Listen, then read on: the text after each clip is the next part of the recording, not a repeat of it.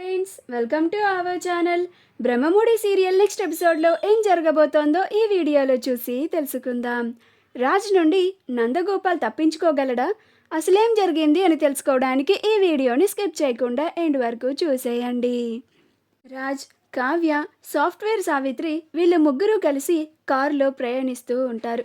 అప్పుడే రాజ్కి ఇన్స్పెక్టర్ గారు కాల్ చేసి, ఆ నందగోపాల్ ఎక్కడున్నాడో మేము మా సిగ్నల్ టవర్స్ ద్వారా ట్రేస్ చేశాము, ఆ అడ్రస్ని నీకు పంపిస్తున్నాను రాజ్ అని అంటారు. అప్పుడు రాజ్ థ్యాంక్ యూ అని, మేమిప్పుడే అక్కడికి వెళ్తున్నాము అని కాల్ కట్ చేస్తాడు. ఆ తరువాత సావిత్రి, ఏంటి రాజ్, మీకు కూడా ఏదన్నా శుభవార్త తెలిసిందా అని అడుగుతాడు. అప్పుడు రాజ్, అవును, నాకు కూడా ఒక మంచి శుభవార్త తెలిసింది అని అంటాడు. అప్పుడు సావిత్రి, ఏంటది అని అంటాడు. అప్పుడు రాజ్, ఏంటంటే మేము ఎప్పటి నుంచో ఒక అతన్ని కిడ్నాప్ చేయాలని బాగా ప్రయత్నిస్తున్నాము, కానీ అతను ఎక్కడున్నాడో మాకు దొరకడం లేదు. ఈరోజు అతను ఎక్కడున్నాడో మాకు అడ్రస్ తెలిసింది. ఇప్పుడు మిమ్మల్ని దించగానే వెంటనే అతన్ని అక్కడికి వెళ్ళి అతన్ని కిడ్నాప్ చేయాలి అని అంటాడు. అప్పుడు సావిత్రి, కిడ్నాపా అని అంటాడు. అప్పుడు రాజ్, అవును, ఆ కిడ్నాప్ని నేను మా మేడం కావ్య గారే కలిసి చేయబోతున్నాము అని అంటాడు. అప్పుడు సావిత్రి, అదేంటి మేడం, నేను మిమ్మల్ని చూసి ఎంతో మంచివాళ్ళు అనుకున్నాను, మీరు కిడ్నాప్ చేయడం ఏంటి, అది కూడా ఈ డ్రైవర్తో కలిసి అని అంటాడు. అప్పుడు కావ్య, ఏం చేస్తాంలేండి, మా ఆయన నన్ను అతన్ని కిడ్నాప్ చేయమని చెప్పారు, అందుకని ఇలా చేస్తున్నాను అని అంటుంది. ఆ మాట వినగానే సావిత్రి ఆశ్చర్యపోయి, అదేంటి మేడం, మీకు పెళ్ళయిందా, పెళ్ళవలేదు అన్నారు అని అంటాడు. అప్పుడు రాజ్, అవును, ఆవిడకి పెళ్ళయింది, మెడలో నల్లపూసల దండ చూస్తుంటే అర్థం కావడం లేదరా సావిత్రి, అందుకే నీ జీవితం ఇంత దరిద్రంగా తగలడింది, ఇది కూడా తెలియదా నీకు అని అంటాడు. అప్పుడు సావిత్రి, అది కాదు మేడం, మీకు పెళ్ళయిందని నాకెందుకని చెప్పలేదు మేడం అని అంటాడు.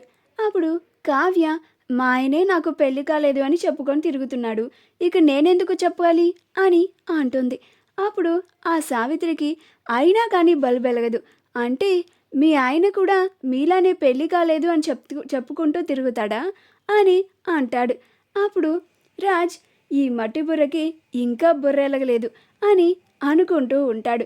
అప్పుడు కావ్య, అవునండి, మా ఆయనకి నేనంటే అస్సలు ఇష్టం లేదు, నేనంటే ఎప్పుడు నన్ను తిడుతూ కొడుతూ ఉంటారు, నన్ను రాచి రంపాలు పెడుతూ ఉంటారు అని లేనిపోని అన్ని రాజు మీద చెప్తూ ఉంటుంది.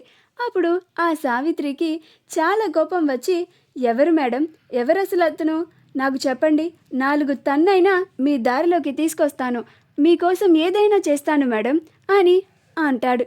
అప్పుడు రాజ్ సడన్ బ్రేక్ వేసి, ఏంటి సావిత్రి గారు, ఏదో అంటున్నారు అని అంటాడు. అప్పుడు ఆ సావిత్రి, మీరెందుకండి సడన్ బ్రేక్లు వేస్తున్నారు, నాకు మీ కారు ఎక్కిన దగ్గర నుంచి దెబ్బలు తగులుతూనే ఉన్నాయి, అదేంటో అని అంటాడు. అప్పుడు రాజ్, నువ్వే కదా నీ జాతకం గురించి అంత దరిద్రంగా చెప్పావు, అందుకేనేమో అని అంటాడు. అప్పుడు సావిత్రి, మేడం, మనం ఇందాక ఏదో మాట్లాడుకుంటున్నాం, గుర్తొచ్చింది, మీలాంటి ఇంత బంగారు కుందనపు బొమ్మని పువ్వుల్లో పెట్టుకొని చూసుకోవాల్సిందే గాక ఆ ముదరష్టపోడికి అదే మాయరోగం మేడం అని అంటాడు. అప్పుడు కావ్య, ఏమోనండి, మా భర్తకి నేనంటే ప్రేమ లేదు, ఎప్పుడూ నా పైన కోప్పడుతూనే ఉంటారు అని అంటుంది. అప్పుడు రాజ్, సావిత్రి గారు, మీరు దిగాల్సిన అడ్రస్ వచ్చినట్టుంది అని అంటాడు. అప్పుడు సావిత్రి, లేదండి, ఇంకా కొంచెం పోనీయండి అని అంటాడు. మీరు చెప్పండి మేడం అని అంటాడు. అప్పుడు కావ్య తన సాదర బాధలన్నీ అతనితో చెప్తూ ఉంటుంది. రాజ్కేమో చాలా కోపం వస్తూ ఉంటుంది. ఇంకా రాజ్ ఉండబట్టలేక, చాలాపు కళావతి అని అంటాడు. అప్పుడు సావిత్రి, కళావతియా, ఇక్కడ కళావతి ఎవరున్నారు అని అంటాడు. అప్పుడు కావ్య, అతనికి అతని భార్య గుర్తొచ్చినట్టుందిలే, అతని భార్య పేరు కళావతి అని అంటుంది.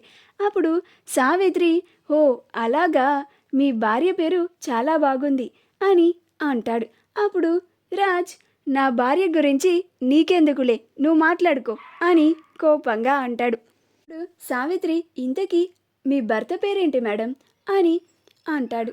అప్పుడు కావ్య, మా భర్త పేరు స్వరాజ్ అని అంటుంది.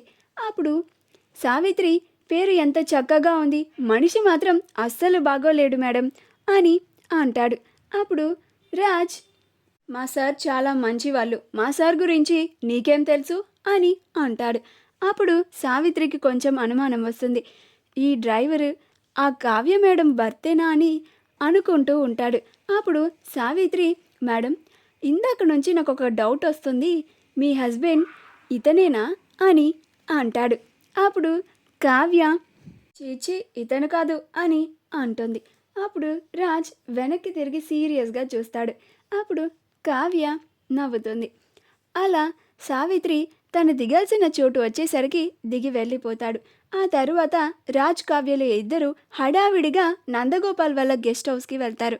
అలా ఇద్దరు లోపలికి వెళ్ళిపోతూ ఉండగా సెక్యూరిటీ, హలో హలో ఆగండి, ఏంటి సరాసరి లోపలికి వెళ్ళిపోతున్నారు, ఇక్కడ నేను ఒక మనిషిని ఉన్నాను, మీకు కనిపించడం లేదా అని అంటాడు. అప్పుడు రాజ్, ఓహో మీరున్నారా అని అంటూ ఉంటాడు. అప్పుడు ఆ సెక్యూరిటీ, మీకెవరు కావాలి అని అంటాడు. అప్పుడు ఆ రాజ్, మేము నందగోపాల్ కోసం వచ్చాం, నందగోపాల్ నా ఫ్రెండ్, మీ సార్కి ఏదో డబ్బులు అవసరం ఉందంట కదా, అందుకని మేము ఇక్కడికి వచ్చాము. ఇప్పుడు నువ్వు మమ్మల్ని లోపలికి వెళ్ళనివ్వకుండా ఆపేశావని మీ సార్కి తెలిస్తే క్షణాలు నీ ఉద్యోగం మాయమైపోతుంది అని అంటాడు. అప్పుడు సెక్యూరిటీ, అయ్యో సార్, మీరు మా సార్కి డబ్బులు ఇవ్వడానికి వచ్చారా, అయితే లోపలికి వెళ్ళి వెయిట్ చేయండి అని వాళ్ళిద్దరినీ లోపలికి పంపిస్తారు. అలా రాజ్ కావ్యలు ఇద్దరు లోపలికి వెళ్తారు. అలా ఆ బంగ్లా మొత్తం చూస్తూ ఉంటారు. అలా వాళ్ళిద్దరూ కలిసి బెడ్రూమ్లోకి వెళ్తారు. ఆ బెడ్రూమ్లోకి వెళ్ళి చూస్తే బెడ్రూమ్ అంతా చాలా డెకరేషన్ చేసి ఉంటుంది. అప్పుడు కావ్య ఆ డెకరేషన్ అంతా చూసి, ఈ సెటప్ అంతా చూస్తూ ఉంటే బూత్ బంగ్లాలో చేసిన మీ సెటప్ లాగా మొత్తం జిరాక్స్ కాపీ లాగా ఉందండి, అసలు మీరు మన ఇంట్లో అరేంజ్మెంట్స్ చేయకుండా బూత్ బంగ్లాలో ఎందుకు అలా అరేంజ్ చేశారండి అని అనబోతూ ఉండగా కావ్య కాలికి తన చీరే అడ్డు వచ్చి రాజ్ మీద పడుతుంది. అలా వాళ్ళిద్దరూ ఒకళ్ళనొకళ్ళు కళ్ళలోకి కళ్ళు పెట్టుకొని చూస్తూ ఉంటారు. ఇప్పుడు నందగోపాల్ తన గర్ల్ ఫ్రెండ్ని తీసుకొని వస్తూ ఉంటాడు. మా వీడియో కనుక మీకు నచ్చినట్లయితే లైక్ చేయండి, షేర్ చేయండి, మా ఛానల్ని సబ్స్క్రైబ్ చేసుకోండి, పక్కనే ఉన్న బెల్ ఐకాన్ని క్లిక్ చేయడం మాత్రం